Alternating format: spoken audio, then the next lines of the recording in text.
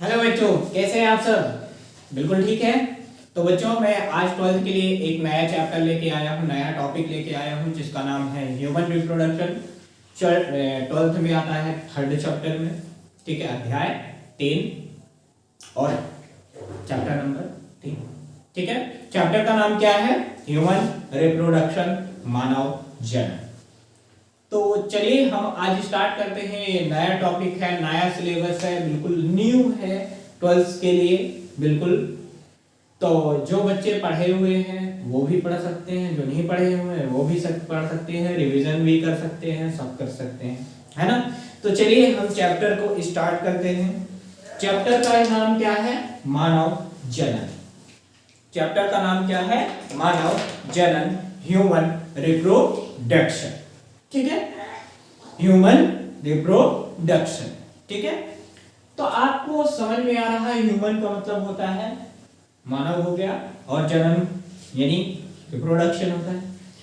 तो यहां पे जो बात आ रही है, हम यदि बात करें रिप्रोडक्शन की, किसकी बात करें? रिप्रोडक्शन की बात करें, जनन की बात करें। किसकी बात करें? जनन की, है ना।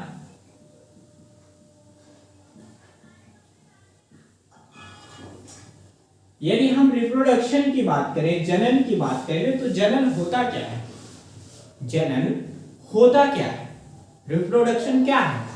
यदि कोई आपसे पूछता है कि जनन क्या है, रिप्रोडक्शन क्या है, तो जनन एक ऐसी क्रिया है या एक ऐसी एक्टिविटीज है जो प्रत्येक जीव करता है।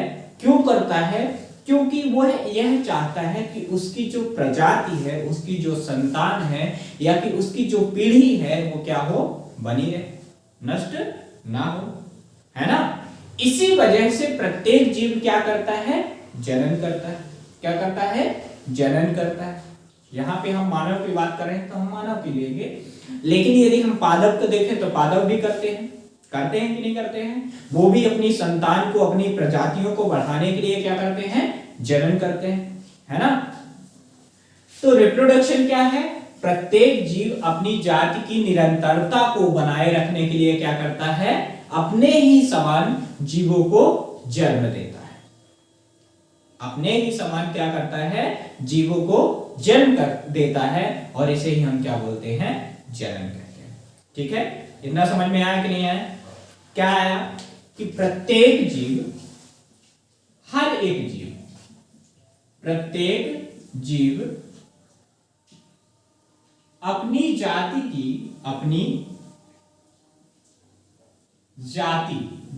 का मतलब क्या होता है? स्पीसीज। जाति का मतलब क्या होता है? स्पीसीज, है ना। प्रत्येक जीव अपनी जाति की निरंतरता को बनाए रखने के लिए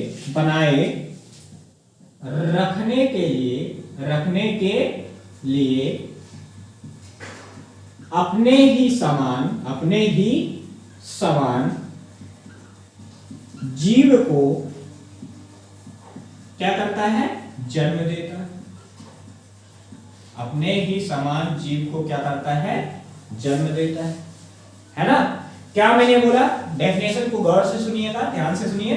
क्या मैंने बोला कि प्रत्येक जीव अपनी जाति की निरंतरता, यानी अपनी जो स्पीसीज है उसकी कंटिन्यूटी के लिए, यानी कंटिन्यूटी बनी रहे, उसकी निरंतरता बनी रहे, उसके लिए क्या करता है? वह अपने ही समान क्या करता है? जीव को क्या कर देता है? जन्म देता है। तो इस क्रिया को हम क्या बोलते हैं? इस क्रिया को हम क्या बोलते हैं? क्रिया को क्या कहते हैं?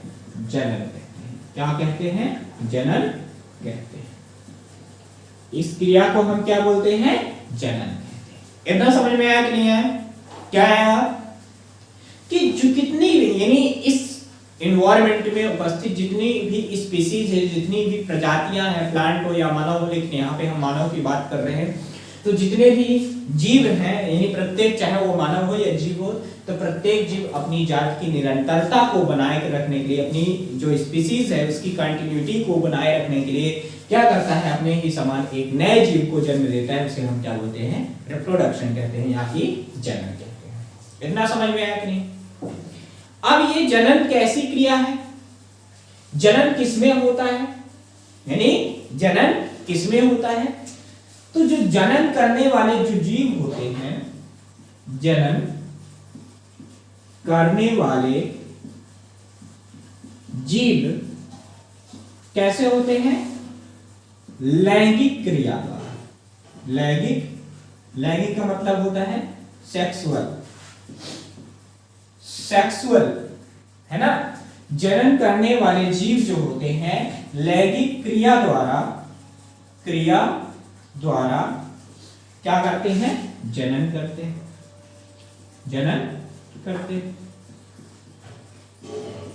क्या करते हैं? जनन करते हैं। ठीक है, जनन करने वाले जीव कौन सी क्रिया करते हैं? लैंगिक करते हैं, सेक्सुअल रिप्रोडक्शन करते हैं। कैसे रिप्रोडक्शन करते हैं? सेक्सुअल रिप्रोडक्शन करते हैं। समझ में आ रहा कि नहीं आ रहा? जनन करने वाले जीव क्या करेंगे? लैंगिक क्रिया करते हैं, सेक्सुअल रिप्रोडक्शन करते हैं। ठीक है, इतना समझ में आ गया? अच्छा, यदि लैंगिक क्रिया हो रही है मतलब इसमें क्या होगा? गैमेट फॉर्मेशन का होगा। क्या होगा? गैमेट का फॉर्मेशन होगा, युग्मक का निर्माण होगा। युग्मक का निर्माण कहां होगा? कहां होगा? रिप्रोडक्टिव ऑर्गन्स में होगा। कहां होगा? रिप्रोडक्टिव ऑर्गन्स में होगा, यानी जननी अंगों में होगा। कहां पे होगा? जननी अंगों में होगा, रिप्रोडक्टिव ऑर्गन्स में होगा। इतना समझ में आया कि नहीं है? आ गया? तो वीडियो को क्या करेंगे? रोकेंगे और लिखेंगे। ये नोट्स आपको बनाना है ना। तो चलिए देखते हैं आगे क्या है। लैंगिक क्रिया करने वाले जीव क्या करते हैं? युग्मक का निर्माण करते हैं। समझ में आ रहा कि नहीं आ रहा? आ रहा। लैंगिक क्रिया करने वाले जीव, लैंगिक क्रिया करने वाले जीव युग्मक का निर्माण करते हैं। लैंगिक क्रिया करने वाले जीव क्या करते हैं? युग्मक का निर्माण करते हैं, गैमेट का फॉर्मेशन करते हैं। इतना समझ में आया कि नहीं है? आ गया। फिर युग्मक का निर्माण कहां होता है? युग्मक का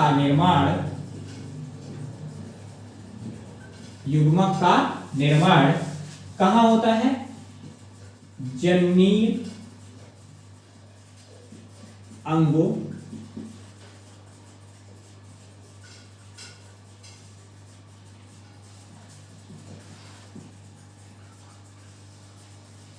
रिप्रोडक्टिव ऑर्गन्स में होता है। कहां होता है? रिप्रोडक्टिव ऑर्गन्स में होता है, जननी अंगों में होता है। ध्यान से देखना, क्या मैंने बोला? लैंगिक क्रिया करने वाले जो जीव होते हैं युग्मक का निर्माण करते हैं, यानी गैमेट। किसका फॉर्मेशन करते हैं? गैमेट का फॉर्मेशन करते हैं। ठीक है, ये जो गैमेट है इसका निर्माण कहां होता है? रिप्रोडक्टिव ऑर्गन्स में होता है, जननी अंगों में होता है। कहां होता है? जननी अंगों में होता है। ठीक है, अब ये जो जननी अंग होता है, जो रिप्रोडक्टिव ऑर्गन्स होता है, जननी अंग जो होता है, जननी अंग जो होता है तो दो प्रकार से होता है। जो जननी अंग जो होता है यह कितने प्रकार के होता है? दो प्रकार के होता है। कौन कौन से? प्राथमिक अंग। कौन से? प्राथमिक अंग। और कौन से होते हैं? द्वितीयक अंग। द्वितीयक अंग। प्राथमिक अंग का मतलब होता है प्राइमरी सेक्स ऑर्गन, और यहां पे secondary sex organ. Primary sex organ और सेकेंडरी सेक्स ऑर्गन। समझ में आ रहा कि नहीं आ रहा? पूरा क्लियर समझ में आ रहा?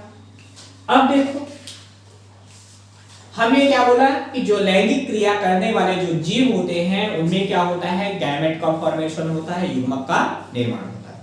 दूसरी बात हमने ये बोला कि जो युग्मक का निर्माण होता है कहाँ होता है, रिप्रोडक्टिव ऑर्गन्स में होता है। रिप्रोडक्टिव ऑर्गन्स क्या होते हैं, दो टाइप्स के होते हैं। कौन कौन से, primary sex organ, secondary sex organ. कौन कौन से, प्राथमिक जननन, द्वितीयक जननन। इतना समझ में आया कि नहीं आया, आ गया। चलिए देखते हैं, जो प्राइमरी सेक्स ऑर्गन हो गया, सेकेंडरी और सेक्स ऑर्गन हो गया, ये दोनों में पाया जाएगा, यानी नर एवं मादा, मेल और फीमेल दोनों में उपस्थित होगा, दोनों में पाया जाता है। यानी प्राथमिक सेक्स ऑर्गन और द्वितीयक सेक्स ऑर्गन दोनों में पाया जाएगा, मेल और फीमेल में दोनों में पाया जाएगा। ठीक है, तो ये प्राइमरी सेक्स ऑर्गन, द्वितीयक सेक्स ऑर्गन क्या होता है, प्राइमरी सेक्स ऑर्गन और द्वितीयक सेक्स ऑर्गन ये क्या होता है। चलिए इसको डिफाइन कर लेते हैं। ठीक है, चलिए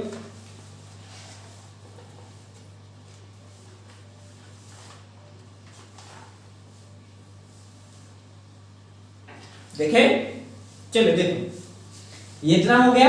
अब देखो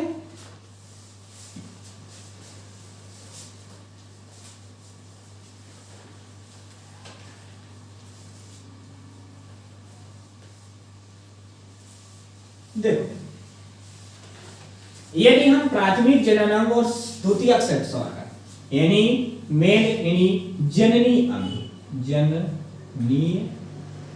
अंग यानी सेक्स ऑर्गन्स, ठीक है, यदि हम बात करें सेक्स ऑर्गन्स की बात करें तो हमें मेल और फीमेल दोनों में देखना पड़ेगा, नर और मादा,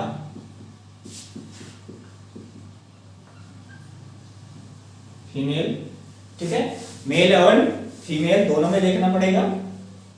ठीक है, जो मेल में होता है तो इसमें क्या होगा, इसमें जो प्राइमरी सेक्स ऑर्गन होता है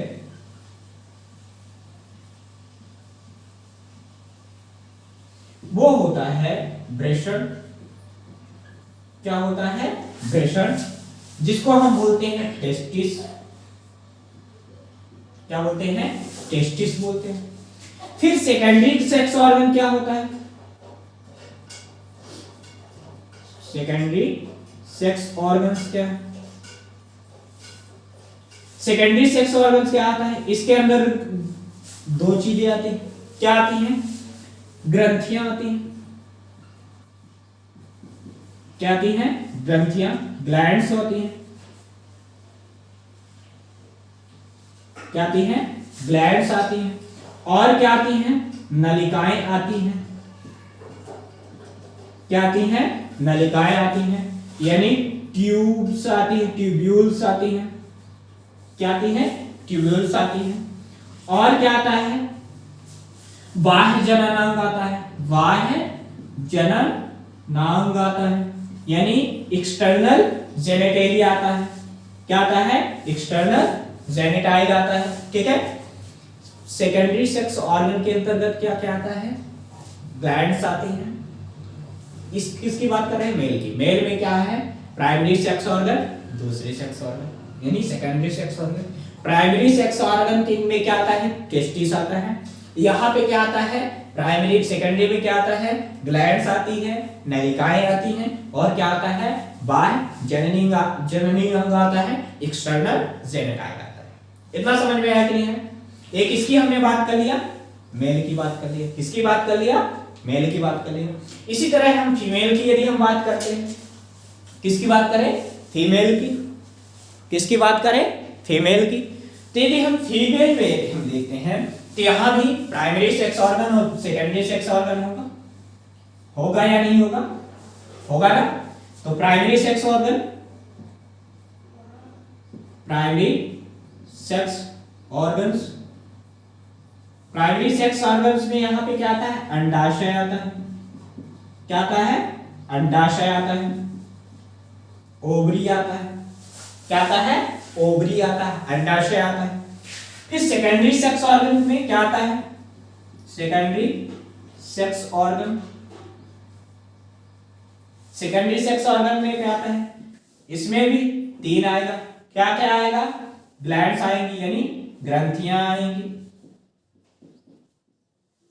ठीक है, ग्लैंड्स। फिर क्या आएगा? नलिकाएं आएंगी,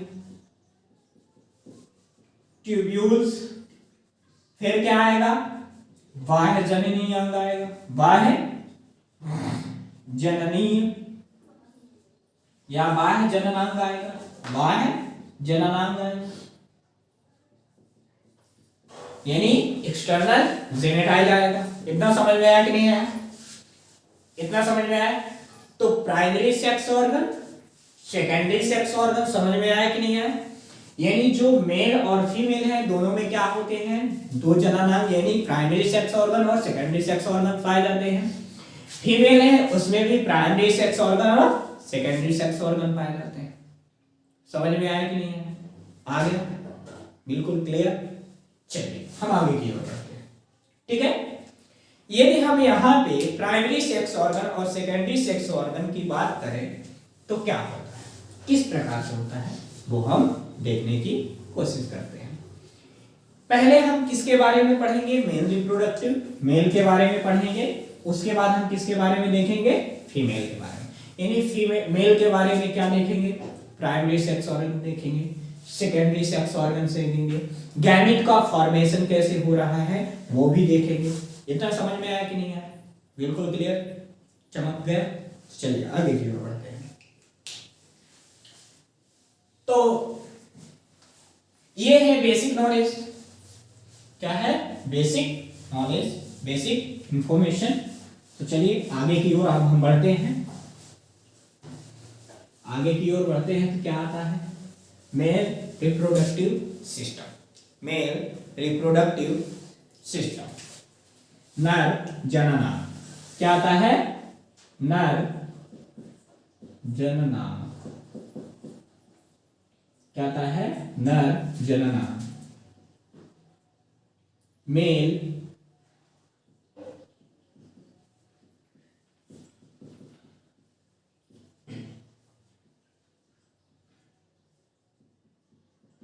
reproductive system, male reproductive system, नर जननांग, ठीक है, या कि नर जनन अंग, नर जनन अंग। इतना समझ में आया कि नहीं आया? क्या आया?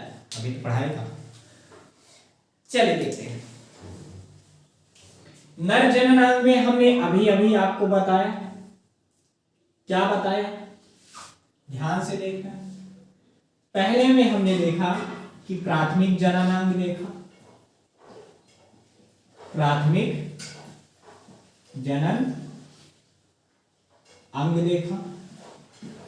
प्राथमिक जननांग में आपने देखा वृषण। क्या देखा? वृषण, टेस्टिस। क्या देखा? टेस्टिस देखा। क्या देखा? टेस्टिस देखा। फिर हम बात करते हैं द्वितीयक जनन, द्वितीयक जनन, द्वितीयक जनन। तो द्वितीयक जननांग में पहले क्या आती है? सहायक।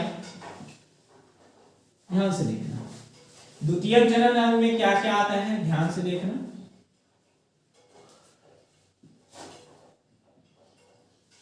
इसमें आती हैं सहायक नलिकाएं। क्या आती हैं? सहायक नलिकाएं। फिर क्या आती हैं? सहायक ग्रंथियां। क्या आती हैं? सहायक ग्रंथियां। और क्या क्या आती, और क्या आते हैं? वाह्य या कि, और क्या आता है? पेनिस आता है। क्या आता है? पेनिस आता है, जिसको हम बोलते हैं, क्या बोलेंगे? पेनिस, यानी एक्सटर्नल जेनिटेलिया। बाह्य जनन अंग, ठीक है, या कि copulatory organ, copulatory organs, copulatory organs. इतना समझ में आया कि नहीं है? आ गया। सहायक नलिकाएं कौन कौन सी होती हैं वो देखो। सहायक नलिकाएं कौन कौन सी होती हैं उनको देखते हैं। सहायक नलिकाएं, सहायक नलिकाएं का मतलब क्या होता है? Accessory duct. क्या देखेंगे?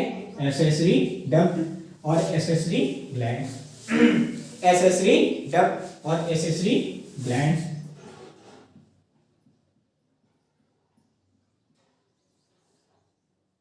एसेसरी ट्यूब्यूल्स, ठीक है, एसेसरी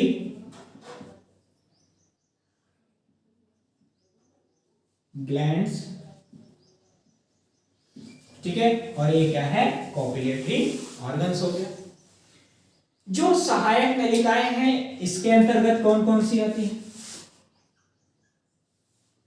वृषण जालिका, वृषण जालिका। वृषण जालिका को हम बोलते हैं रेटे टेस्टिस, रेटे टेस्टिस। वृषण जालिका या कि जालक, रेटे टेस्टिस। फिर क्या होता है? वास, वास इफ्रेंसिया या कि वासा इफ्रेंसिया, वासा इफ्रेंसिया, ठीक है। अधिवृषण, अधिवृषण, अधिवृषण को बोलते हैं ईपी डिडाइमस, इपीडिडाइमिस, ठीक है। फिर क्या होता है? शुक्र वाहिका, क्या? शुक्र वाहिका। शुक्र वाहिका को हम क्या बोलते हैं? वास इफ्रेंस, वास इफ्रेंस, क्या बोलते हैं? वास इफ्रेंस बोलते हैं। क्या बोलते हैं? सॉरी, वास डिफरेंस बोलते हैं, वास डिफरेंस। क्या बोलते हैं? वास डिफरेंस बोलते हैं। इतना समझ में आया कि नहीं आया? आ गया। वासा इफ्रेंसिया, वासा इफ्रेंसिया, ठीक है। एपिडिडाइमस, देखो रेटे टेस्टिस, रेटे टेस्टिस, वासा इफ्रेंसिया, अधिवृषण एपिडिडाइमस, फिर क्या है? वास डिफरेंसिया, ठीक है। ये क्या है? सहायक नलिकाएं। क्या है? सहायक नलिकाएं होती है। फिर सहायक ग्रंथियां कितनी होती? 3 होती हैं। सहायक ग्रंथियां कितनी होती हैं? 3 होती हैं। कौन कौन से? शुक्राशय, शुक्राशय, शुक्राशय को हम बोलते हैं सेमिनिफेरस। क्या बोलते हैं? Seminal vesicle, seminal vesicle, vesicle, क्या बोलते हैं? Seminal vesicle. फिर क्या होता है? शुक्राशय हो गया, ठीक है। फिर क्या होती है? प्रोस्टेट, प्रोस्टेट ग्रंथ, प्रोस्टेट ग्रंथ। फिर क्या होती है? प्रोस्टेट ग्रंथ। फिर क्या होती है? Bulbo urethral, bulbo urethral. कौन सी? Bulbo urethral. कौन सी? Bulbo urethral. ये 3 ग्रंथियां हो गई कि नहीं हो गई? शुक्राशय, सेमिनल वेसाइकल, प्रोस्टेट और बल्बो यूरेथ्रल। ये तीनों क्या है? सहायक एसेसरी ग्लैंड्स है। क्या है? एसेसरी ग्लैंड्स है। और यहां पे क्या होगा? मैथुनी अंग। ये मैथुनी अंग बाह्य जननांग के यानी बाह्य एक्सटर्नल जेनिटलिया को हम बोलते हैं मैथुनी अंग, इसी को हम बोलते हैं कॉप्यूलेटरी ऑर्गन। क्या बोलते हैं? कॉप्यूलेटरी ऑर्गन्स बोलते हैं। तो ये क्या हो गया? मेल रिप्रोडक्टिव सिस्टम का एक फ्लो चार्ट हो गया कि उसमें प्राइमरी सेक्स ऑर्गन क्या होता है और सेकेंडरी सेक्स ऑर्गन क्या होता है। इतना समझ में आया कि नहीं आया? आ गया? बिल्कुल क्लियर हो गया कि नहीं हुआ? हो गया। तो आपने देखा कि जो मेल रिप्रोडक्टिव ऑर्गन्स होता है तो उसमें जो प्राइमरी सेक्स ऑर्गन होता है तो क्या होता है? टेस्टिस होता है। जो सेकेंडरी सेक्स ऑर्गन होता है, द्वितीयक जननांग जो होता है वो क्या होता है? 3 होती है, सहायक नलिकाएं एक्सेसरी डक्ट, सहायक ग्रंथियां एक्सेसरी ग्लैंड, और क्या होता है? बाह्य जननांग या कि मैथुनी कॉप्यूलेटरी ऑर्गन। जो सहायक नलिकाएं होती हैं एक्सेसरी डक्ट जो होती हैं तो उसमें 4 होती हैं। रेटिटेस्टिस, कौन सी? रेटिटेस्टिस, वास इफ्रेंसिया, एपिडिडाइमस, वास डिफरेंशिया। एक होती है वास इफ्रेंसिया, एक होती है वास डिफरेंशिया। इफ्रेंसिया का मतलब होता है जो ऊपर की ओर जाती है, डिफरेंशिया का मतलब होता है जो नीचे की ओर आती है। जो ऊपर की ओर आती है इसको हम बोलते हैं वासा इफ्रेंसिया, वासा इफ्रेंसिया जो ऊपर की ओर जाती है। नीचे की ओर जो उतरती है तो उसको हम बोलते हैं वास डिफरेंशिया। क्या बोलते हैं? वास डिफरेंशिया। हर यहाँ पे उपस्थित हर चीज का हम डायग्रामेटिक समझेंगे, बिल्कुल डायग्राम से हर एक छोटी सी छोटी चीजों को हम देखेंगे। ठीक है? तो पहला हमारा क्या है? टेस्टिस। पहला क्या है? टेस्टिस। ठीक है? यानी मानव जनन में जो पहला सेक्स ऑर्गन्स है, प्राइमरी सेक्स ऑर्गन्स होता है, उसको हम बोलते हैं टेस्टिस। ठीक है? तो चलिए हम स्टार्ट करते हैं टेस्टिस को। किसको देखते हैं? टेस्टिस। ठीक?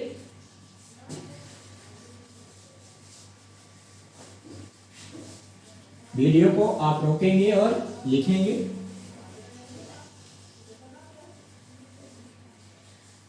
तो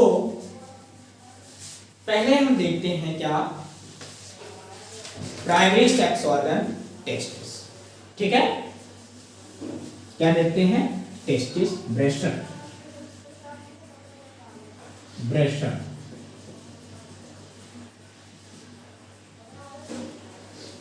टेस्टिस, ब्रेशन। क्या देखते हैं? ब्रेशन।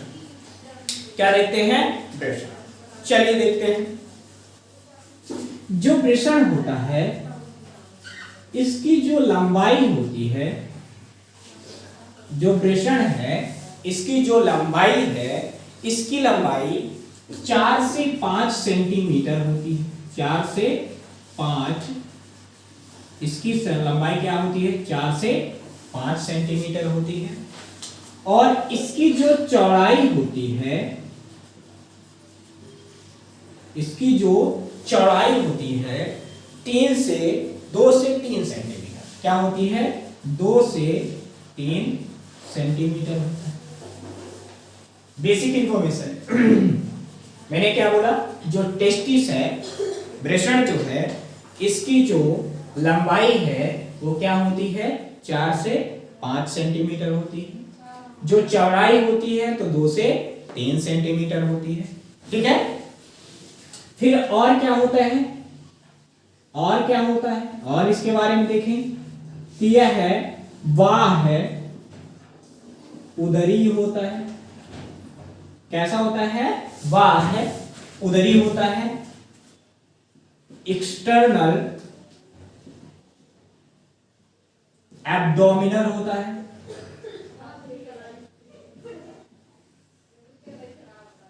कैसा होता है? एक्सटर्नल एब्डोमिनल होता है। कैसा होता है?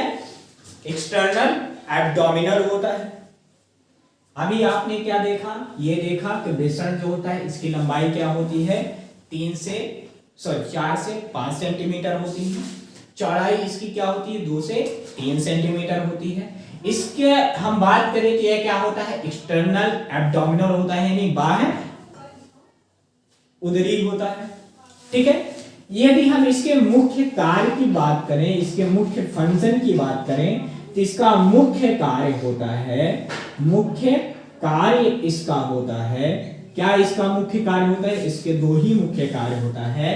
पहला, शुक्राणुओं का निर्माण, शुक्राणु का निर्माण, और दूसरा है हार्मोन का स्त्रावण। दूसरा क्या है? हार्मोन का स्त्रावण। इतना समझ में आ रहा है कि नहीं?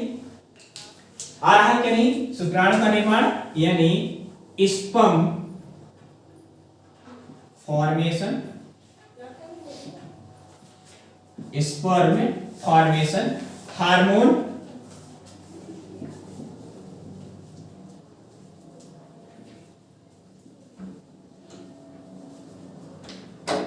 Hormone secretion. ठीक है, sperm formation, hormone secretion, sperm sorry hormone secretion. इतना समझ में? हार्मोन कौन सा रिलीज करता है? टेस्टोस्टेरोन। कौन सा हार्मोन रिलीज करता है? टेस्टोस्टेरोन। कौन सा हार्मोन रिलीज करता है? टेस्टोस्टेरोन, जिसे हम एंड्रोजन भी कहते हैं। क्या बोलते हैं? एंड्रोजन भी कहते हैं। क्या बोलते हैं? एंड्रोजन भी कहते हैं। इतना समझ में आया कि नहीं है? आ गया? क्या समझ में आया? टेस्टिस। टेस्टिस क्या है? इसकी लंबाई 4 से 5 सेंटीमीटर होती है। दूसरी चौड़ाई क्या होती है? 2 से 3 सेंटीमीटर होती है। यह होता कैसा है? बाह्य उदरी होता है। कैसा होता है? बाह्य उदरी होता है। दूसरा क्या है? इसका मुख्य कार्य क्या होता है? स्पर्म फॉर्मेशन, और क्या होता है? Hormone secretion. स्पर्म यानी जो शुक्राणु होते हैं उनका फॉर्मेशन करता है। दूसरा हार्मोन का सीक्रेशन यानी हार्मोन, कौन सा हार्मोन रिलीज करता है? एंड टेस्टोस्टेरोन, जिसे हम एंड्रोजन के नाम से भी जानते हैं। ये जो टेस्टिस है उसकी बेसिक इंफॉर्मेशन है। अब जब हम इसका टीएस देखेंगे, ट्रांसफर सेक्शन देखेंगे, इसकी स्ट्रक्चर देखेंगे, तो इसके और स्ट्रक्चर के बारे में हम पढ़ेंगे। ठीक है, तो आज आपका टाइम हो गया है, तो हम मिलते हैं नेक्स्ट वीडियो में, नेक्स्ट क्लास में मिलते हैं। और ये कंटिन्यू क्लासेस चलती रहेंगी। ये नया बैच है, स्टार्ट हुआ है जो 12th का। ठीक है, ऑनलाइन कोर्स है। तो आप यदि आप हमारे चैनल में नए हैं तो चैनल को सब्सक्राइब कर लीजिए, जिससे आने वाली सभी वीडियो का नोटिफिकेशन आप तक आसानी से प्राप्त हो जाए। चलिए मिलते हैं नेक्स्ट वीडियो में, तब तक के लिए बाय।